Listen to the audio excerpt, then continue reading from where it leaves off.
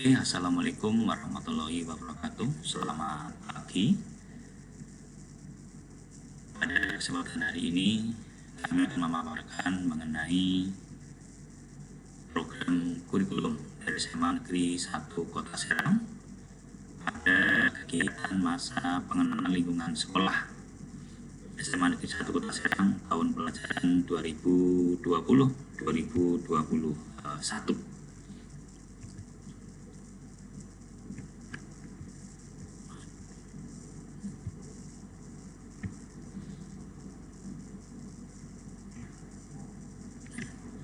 Ini gambaran potret gedung SMA Negeri 1 Kota Serang. Kegiatan yang paling kiri adalah berupa foto tim pendukung, yaitu tenaga aktivitas akademika SMA Negeri 1 Kota Serang.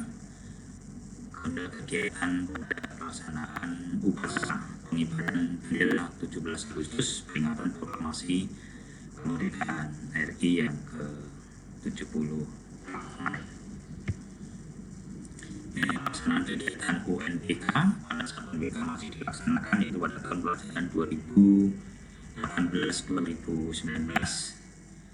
Kegiatan Smart Fair yang merupakan kegiatan tahunan dengan agenda utama adalah untuk mengembangkan bakat dan kreativitas peserta didik di dalam seni budaya. Inilah kegiatan wisata kampus yang rutin dilaksanakan, yaitu kunjungan ke kampus yang ada di Jogja, ke UGM, kemudian ke UIN Jogja, ke Akademi Kepolisian Akpol di Semarang pada tahun kemarin. Oke, anak sekalian yang Bapak banggakan, pertama-tama tentunya saya ucapkan selamat datang di SMA Negeri 1 Kota Serang, dan selamat kalian sudah bisa membuka pintu gerbang untuk masuk pada SMA Negeri 1 Kota Serang. Sebelum ke program kurikulum, kami sampaikan mengenai visi dan misi dari SMA Negeri 1 Kota Serang, di mana SMA Negeri 1 Kota Serang mempunyai visi terwujudnya peserta didik yang unggul dalam mutu, santun dalam budi, kreatif dan terampil dalam berkarya berdasarkan iman dan takwa. Dari visi ini dijabarkan menjadi beberapa misi. Yang pertama adalah meningkatkan kompetensi tenaga pendidik dan kependidikan untuk meningkatkan pelayanan pembelajaran. Yang kedua adalah meningkatkan sarana dan prasarana pembelajaran yang berbasis teknologi dan informatika. Yang ketiga, melaksanakan pembelajaran yang aktif, inovatif, kreatif, dan menyenangkan. Dan tuntutan dalam kurikulum 2013 yaitu ada pendekatan dengan pendekatan saintifik. Kemudian melaksanakan kegiatan pembiasaan dalam mengembangkan budaya sekolah, melakukan budaya senyum, salam, dan sapa, membiasakan peserta didik untuk disiplin, jujur, dan bertanggung jawab. Kemudian melaksanakan kegiatan praktikal dan entrepreneurship, melaksanakan pengembangan potensi diri untuk menyebutkan kreativitas peserta didik yang dilandasi nilai-nilai kearifan lokal melalui kegiatan ekstrakurikuler dan ekstrakurikuler. Kemudian melaksanakan baca Quran 15 menit sebelum jam pertama pelajaran dimulai, melaksanakan sholat zuhur dan sholat Jumat berjamaah, serta melaksanakan peringatan hari besar keagamaan dan pesantren Ramadan bagi yang beragama Islam. Dan ini tentunya berkaitan dengan tadi di dalam meningkatkan iman dan takwa di sini. Kemudian kalau kita mengacu pada tujuan pendidikan menengah, di mana bahwa pendidikan menengah mempunyai tujuan untuk meningkatkan kecerdasan pengetahuan, kepribadian, akhlak mulia, serta keterampilan untuk hidup mandiri dan mengikuti pendidikan lebih lanjut dengan memiliki keseimbangan sikap, pengetahuan, dan keterampilan yang terpadu dalam kehidupan sehari-hari. Dengan demikian bahwa tujuan Anda masuk ke SMA Negeri 1 Kota Serang adalah bagaimana nanti akan mengembangkan pada pendidikan yang lebih tinggi. Dari tujuan pendidikan sekolah menengah tadi, maka SMA Negeri 1 Kota Serang mempunyai beberapa tujuan. Yang pertama adalah meningkatkan keberhasilan peserta didik dalam ujian nasional ataupun ujian sekolah dengan nilai kenaikan rata-rata minimal 0,75. Hanya sayang, di tahun 2019-2020 kemarin ujian nasional tidak dapat dilaksanakan berkaitan dengan pandemi COVID-19. Kemudian meningkatkan keberhasilan peserta didik dalam Olimpiade Sains OSN, FFSN, O2SN pada tingkat kota, provinsi, dan nasional. Menghasilkan peserta didik yang unggul di bidang ilmu pengetahuan, teknologi, dan seni budaya. Menghasilkan kualitas lulusan yang memiliki sikap pengetahuan dan keterampilan yang seimbang, serta meningkatkan jumlah lulusan yang diterima di perguruan tinggi negeri favorit mencapai 60%. Kemudian meningkatkan pelaksanaan proses belajar mengajar secara efektif dan efisien berdasarkan semangat keunggulan lokal dan global. Yang keenam, meningkatkan moral dan akhlak peserta didik melalui kegiatan pembiasaan ataupun kegiatan ekstrakurikuler keagamaan yang diwadahi dalam forum RISMA. Kemudian meningkatkan program ekstrakurikuler dengan mewajibkan pramuka bagi seluruh warga agar lebih efektif dan efisien sesuai dengan bakat dan minat peserta didik sebagai salah satu sarana pengembangan diri peserta didik. Yang kedelapan, meningkatkan kualitas semua sumber daya manusia, baik tenaga pendidik, tenaga kependidikan, dan peserta didik yang dapat berkompetensi baik lokal maupun global. Dan yang kesembilan, tetap mempertahankan grade SMA Negeri 1 Kota Serang di perguruan tinggi ternama atau favorit. Inilah gambaran perolehan nilai ujian nasional 3 tahun terakhir dari tahun 2016-2017 sampai dengan 2018-2019. Yang atas ini adalah untuk peminatan matematika dan ilmu pengetahuan, sedangkan yang bawah adalah mengenai kelompok peminatan ilmu pengetahuan sosial. Ini grafiknya perolehan nilai tadi untuk MIPA. Ini untuk IPS. Dan perlu juga kali saya lagi bahwa di tahun pelaksanaan 2019-2020 tidak dilaksanakan ujian nasional, sehingga dapat kami tampilkan mengenai perolehan nilai rata-ratanya maupun grafiknya di sini. Ini juga gambaran mengenai perolehan seleksi nasional masuk perguruan tinggi negeri untuk 3 tahun terakhir. Dari tahun 2017, 18, dan 19 untuk tahun 2020 juga belum bisa kami rekod di sini, tapi dari informasi bidang bimbingan dan konseling ada sekitar 53 siswa yang sudah lolos melalui seleksi NSBN di tahun 2020. Demikian mengenai data siswa yang diterima di perguruan tinggi negeri dan sekolah kedinasan, ini gambarannya dari tahun 2017, 2018, dan tahun 2019.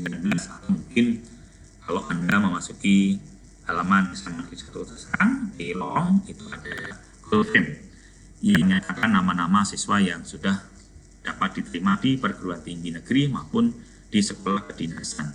Sekolah kedinasan di sini bisa STPDN, bisa juga Akpol, Akmil,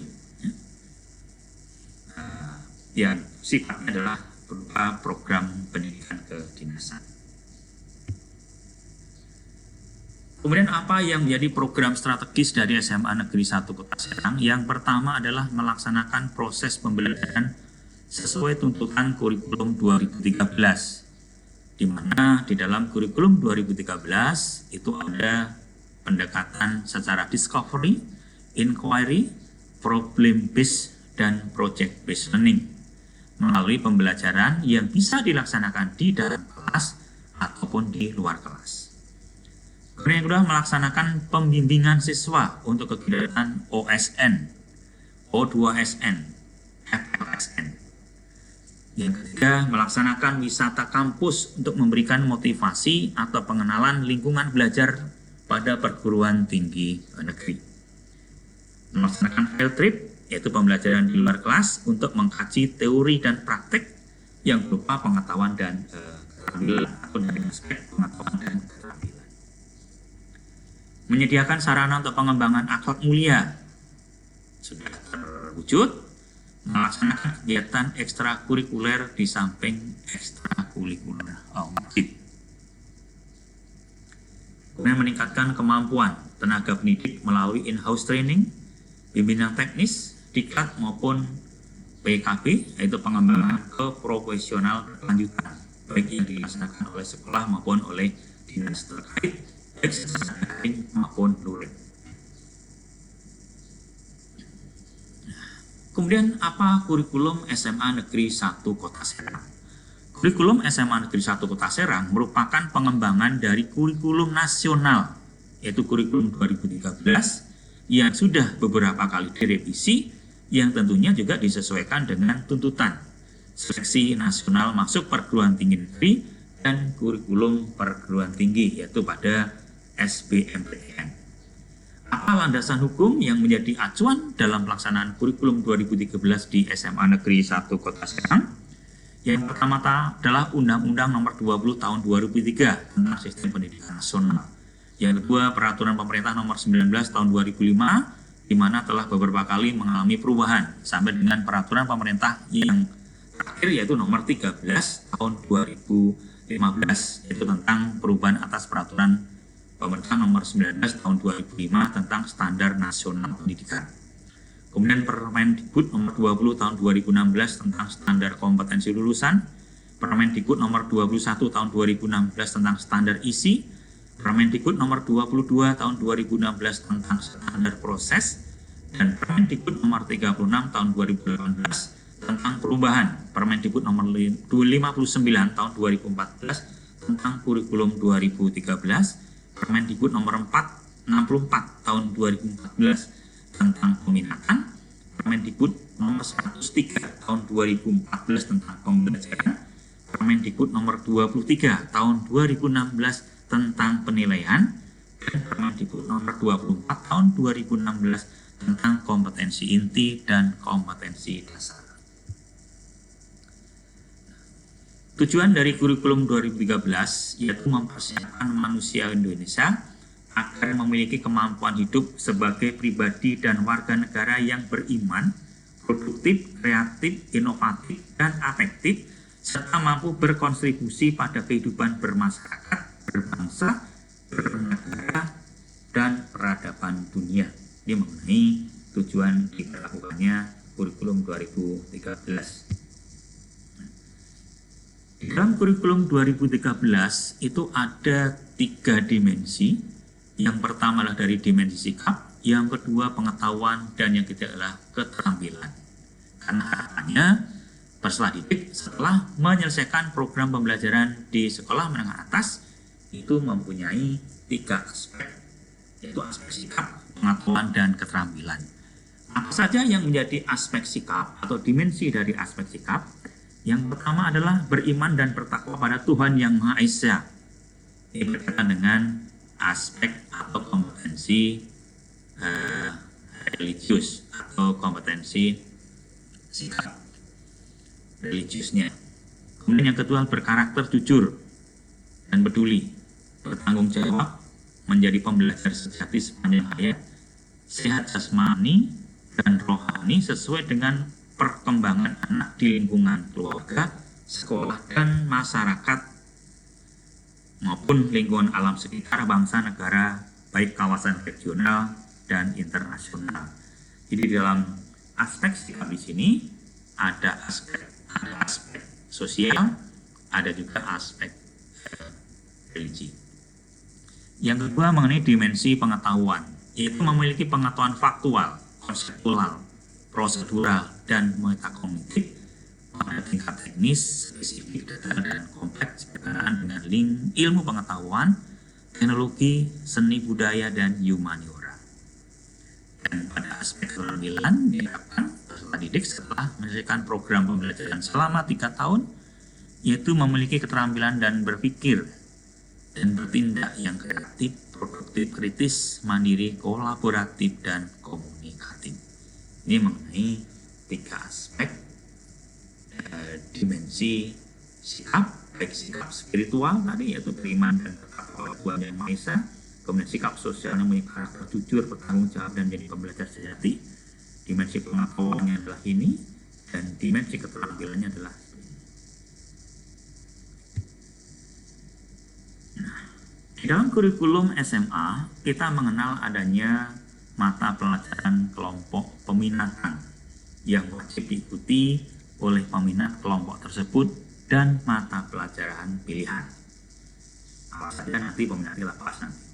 Setiap siswa wajib mengikuti salah satu kelompok peminatan sesuai dengan ketetapan Kepala SMA Negeri 1 Kota Serang. Mata pelajaran pilihan terdiri atas mata pelajaran pilihan antar kelompok peminatan dan mata pelajaran pendalaman. Mata pelajaran pilihan antar kelompok peminatan adalah mata pelajaran yang dipilih dari kelompok peminatan lain dari kelompok peminatan yang dipilih. Mata pelajaran pendalaman adalah mata pelajaran pada jenjang perguruan tinggi berdasarkan kerjasama antara suatu SMA dengan perguruan tinggi tertentu, dan ini dapat menggantikan pilihan antar kelompok tadi. Kemudian mengenai struktur kurikulum SMA, jadi katakan ada kelompok mata pelajaran umum A, terdiri dari 6 mata pelajaran. Yang pertama adalah pendidikan agama dan budi pekerti, ini dengan alokasi waktu 3 jam per minggu. Pendidikan Pancasila dan kewarganegaraan 2 jam per minggu. Bahasa Indonesia 4 jam per minggu. Matematika 4 jam per minggu. Sejarah Indonesia 2 jam per minggu. Bahasa Inggris 2 jam per minggu. Kemudian kelompok umum B ada seni budaya, yaitu 2 jam per minggu. Pendidikan jasmani, olahraga, dan kesehatan 3 jam per minggu. Prakarya dan kewirausahaan 2 jam per minggu. Sehingga kita total untuk kelompok umum A dan kelompok umum B ada 24 jam per minggu. Ini berlaku sama baik nanti anak-anak yang mengambil peminatan matematika dan ilmu pengetahuan alam maupun peminatan ilmu pengetahuan sosial. Kemudian kelompok peminatan. Ini kelompok peminatan yang pertama adalah peminatan matematika dan ilmu pengetahuan alam. Di samping tadi mempelajari kelompok umum A dan B, maka yang mengambil peminatan matematika dan ilmu pengetahuan alam masih mempelajari matematika, yaitu dengan alokasi waktu 3 jam per minggu, biologi 3 jam per minggu, fisika 3 jam per minggu, dan kimia 3 jam per minggu.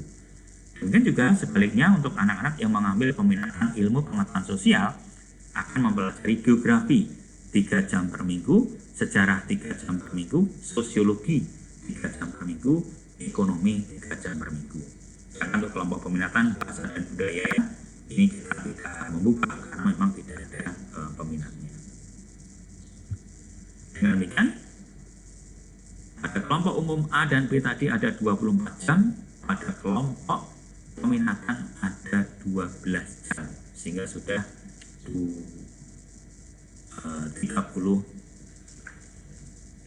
jam.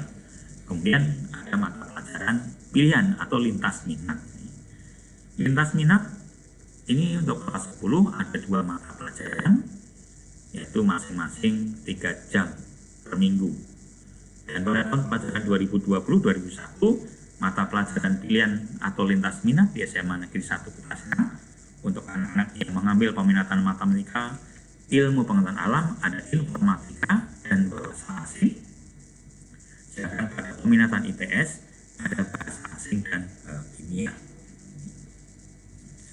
Peminatan ini, yang 2 mapel ini hanya berlaku untuk 1 tahun. Nanti kalau sudah naik ke kelas 11, lintas minatnya berubah hanya tinggal 1 mata pelajaran. Lalu waktunya ditambah itu 4 jam.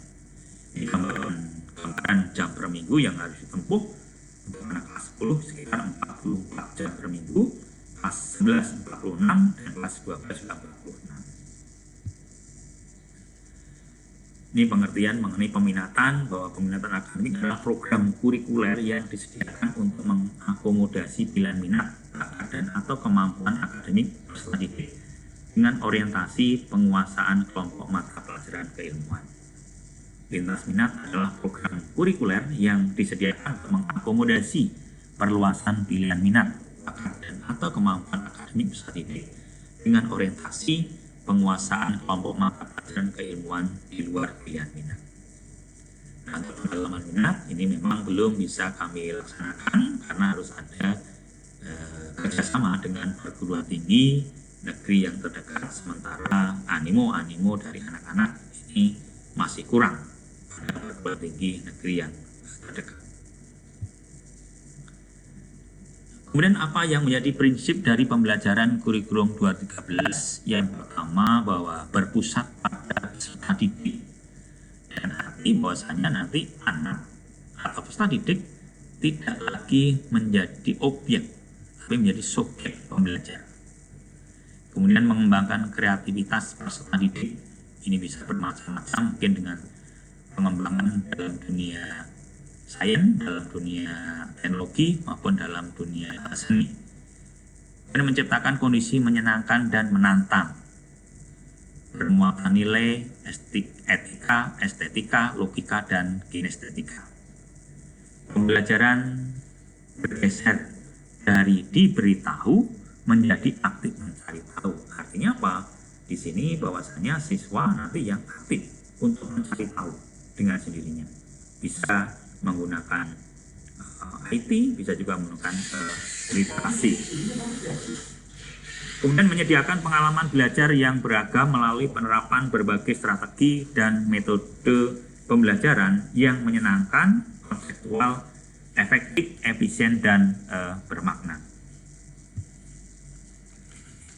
Kemudian dalam mekanisme penilaian, bahwasanya penilaian hasil belajar itu dilakukan oleh 3 aspek. Yang pertama pendidik, yang kedua adalah satuan pendidikan, yang ketiga adalah pemerintah dan lembaga mandiri. Penilaian belajar yang dilaksanakan oleh pendidik ini bisa berupa ulangan harian, penugasan, portofolio, dan sebagainya. Oleh satuan pendidikan berupa ujian sekolah, dan oleh maupun ulangan akhir semester atau kenaikan kelas, bisa juga ujian nasional, ini dilaksanakan oleh pemerintah. Kemudian di dalam pembelajaran itu ada yang namanya ketuntasan belajar minimal, atau dulu dengan KKM, ketuntasan minimal. Sekarang berubah menjadi ketuntasan belajar minimal. Di dalam penentuan KKM sesuai dengan hasil rapat Dewan Guru SMA Negeri 1 Kota Serang, bahwasanya kriteria ketuntasan minimal untuk SMA Negeri 1 Kota Serang pada semua mapel adalah pada posisi 75. Dengan demikian, ada 4 kriteria. Yang pertama kurang, yang kedua cukup, baik, dan sangat baik. Dan rentangnya dari 0 sampai dengan 74,9 adalah pada kurang, 75 sampai 82 adalah cukup, 83 sampai 91,9 adalah baik, dan 92 sampai dengan 100 adalah sangat baik. Karena nanti pada aspek pengetahuan dan keterampilan ini nilai dinyatakan dalam bentuk angka dari skala 0 sampai dengan 100. Kemudian apa yang menjadi kriteria kenaikan kelas? Nah, ini yang perlu kalian perhatikan.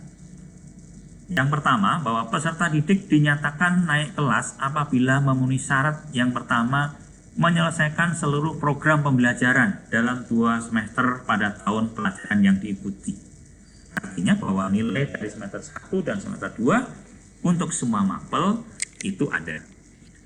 Kemudian deskripsi sikap, baik sikap spiritual maupun sikap sosial, itu minimal baik, yaitu memenuhi indikator kompetensi sesuai dengan kriteria yang ditetapkan oleh satuan pendidikan.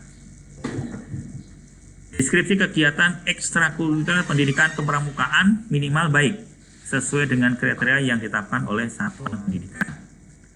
Dan yang keempat, tidak memiliki lebih dari 2 mata pelajaran yang masing-masing nilai pengetahuan dan atau keterampilan di bawah KKM.